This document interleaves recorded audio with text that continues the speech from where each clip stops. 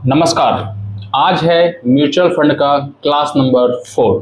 आज हम लोग जानेंगे कि आपने 3 वीडियो पहले देखा, उससे आपका माइंड चेंज हो गया।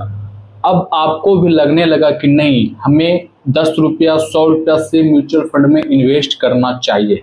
तो इस वीडियो में हम लोग जानेंगे कौन सा प्लेटफॉर्म अच्छा रहेगा आपके लिए म्यूचुअल फंड के लिए, और हम कौन सा प्लेटफॉर्म पे म्यूचुअल फंड में पैसा लगाते हैं, बैंक से लगाते हैं या फिर एप्लीकेशन से लगाने में किसमें ज़्यादा फायदा है। आप दोनों में से कहीं से भी लगा सकते हो, तो बेस्ट कौन सा है। तो आज हम इस वीडियो में यही सीखेंगे। तो आप पहले ये बताइए कि आप मेरा जो पोर्टफोलियो है, छोटा बीज जो म्यूचुअल फंड में बोए हैं, वो स्टार्ट में देखना चाहते हो या फिर वीडियो के लास्ट में। तो मुझे 2 कमेंट मिला था कि भाई साहब पहले आप अपना पोर्टफोलियो ही दिखा दिया करो, जिससे हमको मोटिवेट होगा। तो अभी हम आपको अपना पोर्टफोलियो दिखाएंगे। 2 साल का ये बच्चा है। बच्चा के अभी समझो जमीन के अंदर म्यूचुअल फंड में एक बीज हम बोए हैं।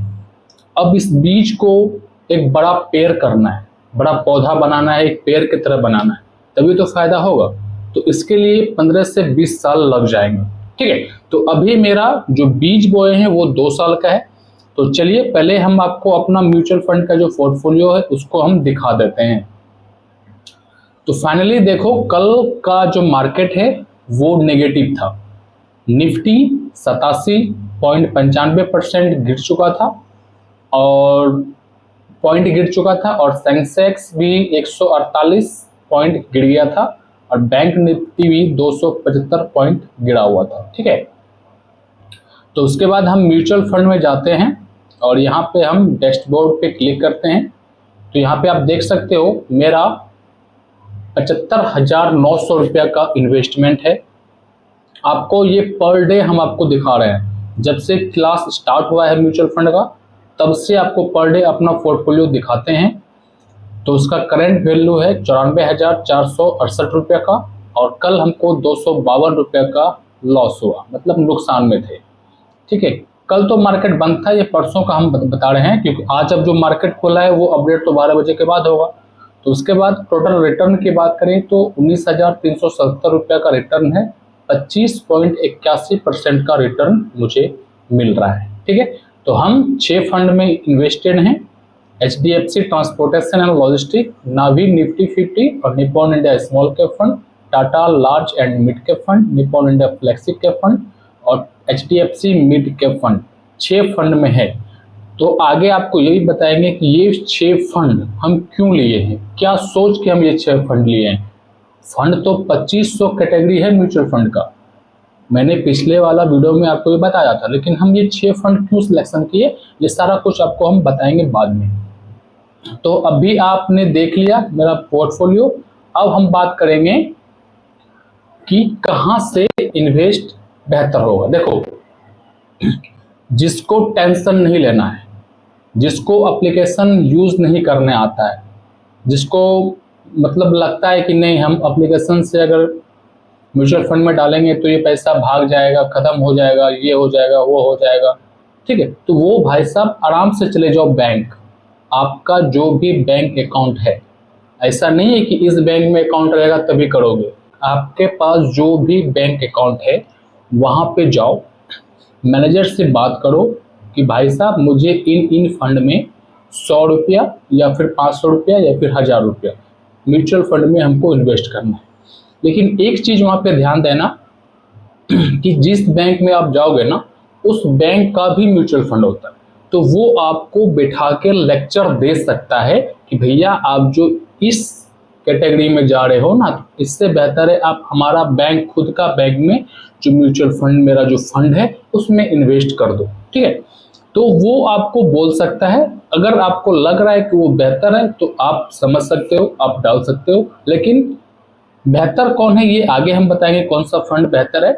तो ये जो एक्स्ट्रा फंड आप लेके जाओगे उसके पास कि हमको इस फंड में 100, इस फंड में 200, इस फंड में 300, इस फंड में 500 रुपया मतलब इन्वेस्ट करना है, बैंक में जाके अगर बोलोगे तो वो आपको गाइड करेगा कि पहले खुद का जो मेरा बैंक है इस फंड में अगर आप इन्वेस्ट कर देते हो तो बेहतर हो। आप इसको इग्नोर कर सकते हो और उसको बोल सकते हो कि नहीं हमको इसी फंड में करना है, तो वहाँ से भी आपका हो जाएगा। और आपका जो बैंक है उस बैंक का भी म्यूचुअल फंड होता है, उस बैंक का भी कैटेगरी का म्यूचुअल फंड होता है। तो आप उसका रिटर्न क्या देता है, कितना मिला है, सारा कुछ अगर देख के सेटिस्फाई हो जाते हो तो वहाँ से भी कर सकते हो। इससे क्या होगा कि आपको एक मतलब विश्वास रहेगा कि हाँ मेरा फंड बैंक से जा रहा है और हम संतुष्ट हैं, बैंक से कट रहा है, ठीक है, पैसा इधर उधर नहीं होगा, ठीक है। लेकिन हमारे जैसे लोग अगर युवा हैं, तो हमारे जैसे लोग अगर हैं तो भाई साहब हम तो कहेंगे कि एप्लीकेशन ही बेस्ट चीज़ है। इससे क्या होता है कि हम पर डे अपना म्यूचुअल फंड का जो इन्वेस्टमेंट है वो देख सकते हैं, स्टेटमेंट क्या बढ़ा क्या घटा सारा कुछ देख सकते हैं। लेकिन बैंक से आप करोगे तो वहाँ से आपको स्टेटमेंट डाउनलोड करना पड़ेगा, तभी आप देख सकते हैं, ठीक है।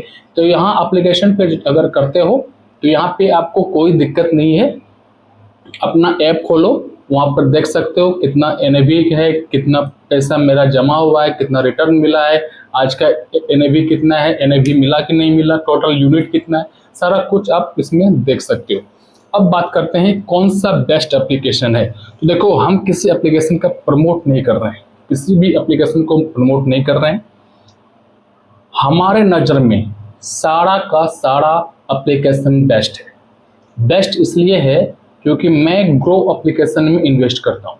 तो स्टार्टिंग में हमें भी समझ में नहीं आ रहा था इसका फ्यूचर कहाँ क्या होता है, कैसे होता है, पैसा कट जाता है तो एनएवी कब मिलता है, कब पैसा वहाँ पे शो करेगा, तो ये सारा दिक्कत आ सकता है। तो घबराना नहीं है, ठीक है ना। अगर आज अगर आपका पैसा कटा है ना तो वहाँ पे शो आज ही नहीं करेगा, एक दिन के बाद करेगा। आज का मार्केट जब क्लोज होगा तो नेक्स्ट दिन आपको वहाँ पे शो करेगा कि आपको इतना यूनिट मिल चुका है इस रेट में, ठीक है। तो कोई भी एप्लीकेशन खराब नहीं है। आप जिस एप्लीकेशन को यूज करने लगोगे, 1 मंथ 1.5 मंथ जब आप उसको यूज करने लगोगे तो सारा एप्लीकेशन ईजी बुझाने लगता है, क्योंकि आप उसके फ्यूचर से वाकिफ हो जाते हो, कहाँ पे क्या है, कहाँ पे क्या सेटिंग है, कहाँ पे ये फंड जमा होता है, कहाँ से डिडक्ट होता है, कहाँ पे मार्केट शो करता है, एनएवी क्या होता है, वो सारा कुछ आप जब सेटिंग समझ जाओगे तो सारा एप्लीकेशन ईजी है, सारा एप्लीकेशन बेस्ट है। हम ग्रो ऐप में यूज करते हैं, हम ये नहीं कह रहे हैं कि आपको ग्रो ऐप में ही आना है, यहाँ से इन्वेस्ट करना नहीं। आप एंजल वन कर सकते हो, जीरोधा कर सकते हो, ग्रो कर सकते हो, मार्केट में बहुत सारा एप्लीकेशन है। तो अगर आप एक्टिव हो तो आप एप्लीकेशन से भी कर सकते हो म्यूचुअल फंड में इन्वेस्ट। 10 रुपये से स्टार्ट करो, 100 रुपये से स्टार्ट करो। जब आपको पैसा बढ़ेगा या फिर कुछ समझ में आने लगेगा कि हाँ कि वाकई यहाँ पे पैसा बन सकता है, तो आप उस पैसे को बढ़ा सकते हो, ठीक है। तो आशा करता हूँ आपको समझ में आ गया होगा कि कौन सा एप्लीकेशन बेस्ट है, कौन सा एप्लीकेशन ठीक है। सारा का सारा एप्लीकेशन बेस्ट है, जब आप उसे यूज करोगे तो वो आपको ईजी लगने लगता है, ठीक है। तो आशा करता हूँ कि आपको ये जानकारी अच्छा लगा होगा। तो मिलेंगे फिर कल, तब तक के लिए जय हिंद।